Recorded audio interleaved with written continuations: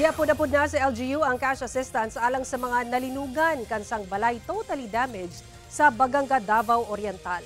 Samtang mga tagtungod sa mga totally damaged nga balay sa Tarragona, Davao Oriental, gilaumang makabalhin na sa modular tents sa katapusan sa bulan sa Oktubre.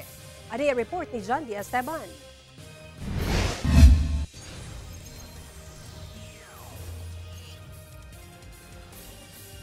Ngadto sa mga tagtungod nga totally damaged ang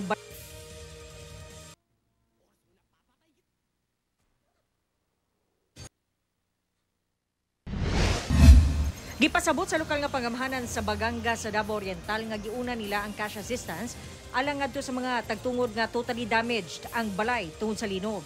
Natong Biyernes gisugdan ang pagapod-apod niini. Makadawat man daw gihapon ang mga nanag-iya sa partially damaged nga balay nga na-validate na sa LGU. Ang totally damaged 217 samtang anaa sa 805 ang partially damaged.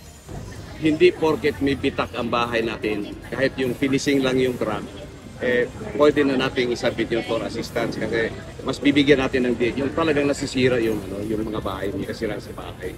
So hindi basta-basta dahil may crack, yun na yun.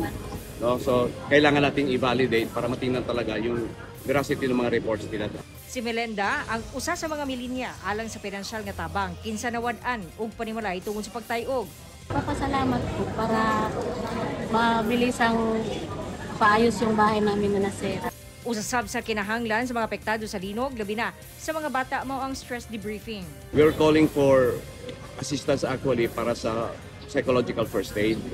In fact, we had an initial arrangement with an international organization para tumulong sa amin magkaroon ng trainers training para sa mga teachers, para sa mga empleyado at sa mga parents para mapabilis ang reach ng ating psychological first aid.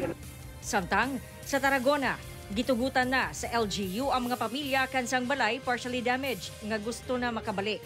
Gihatagan sila og nagkaraiyang tabang sa managlahing ahensya.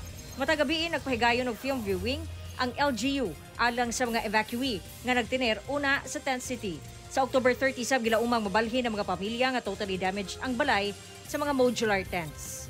John D. Esteban, 1 Mindanao.